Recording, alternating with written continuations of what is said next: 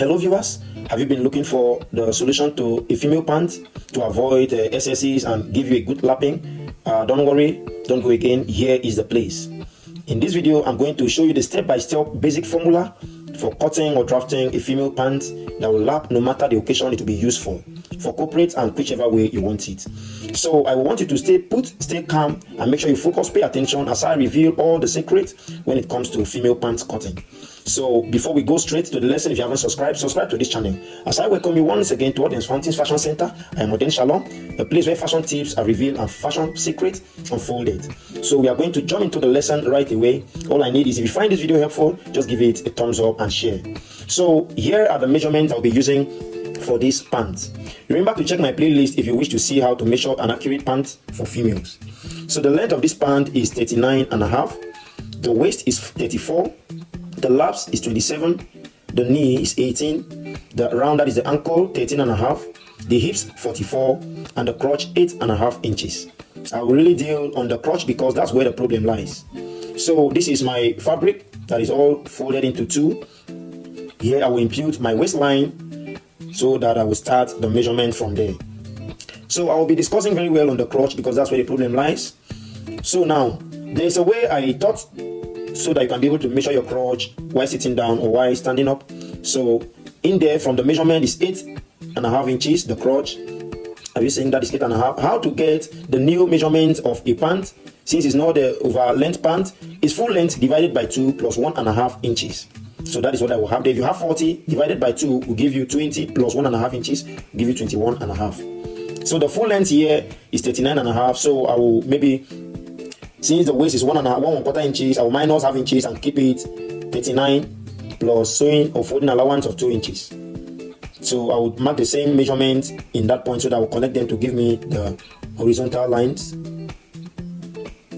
So I will connect it that way. And make sure your lines are really straight, because that is where you have problem if your lines are not straight.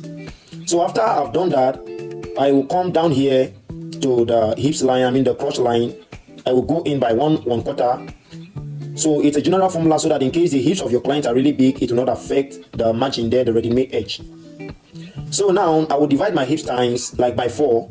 My hips divided by 4, have you seen, will give me 44. Have you seen 44 divided by 4 give me 10.5 inches.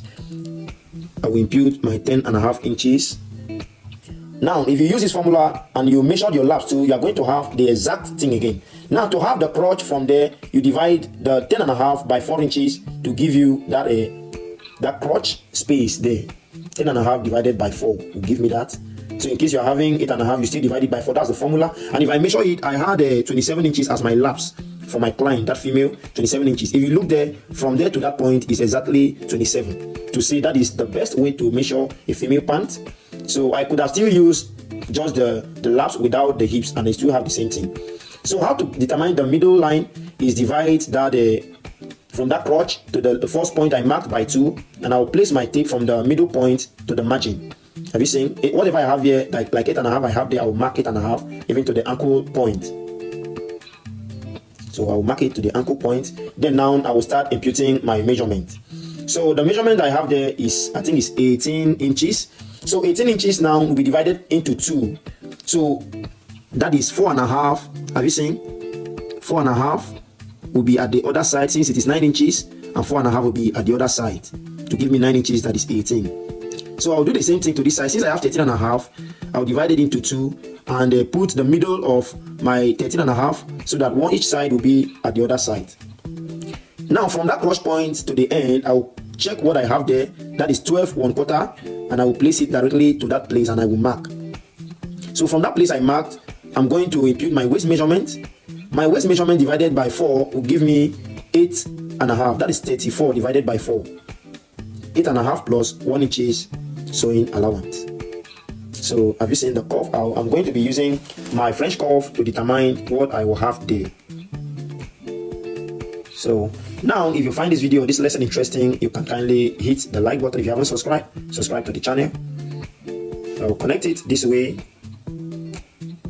and I will do the same thing to this other way. Make sure you look at the way I'm handling the French curve. It's really important if you must have a good finish. You may draft well, but if you can't use your French curve very well, you end up having the wrong answers.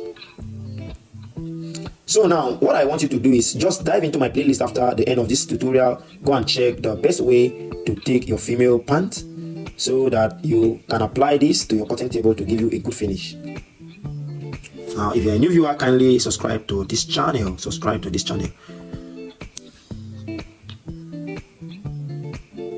now, after I'm done doing that, I will use my French curve to blend that angle there.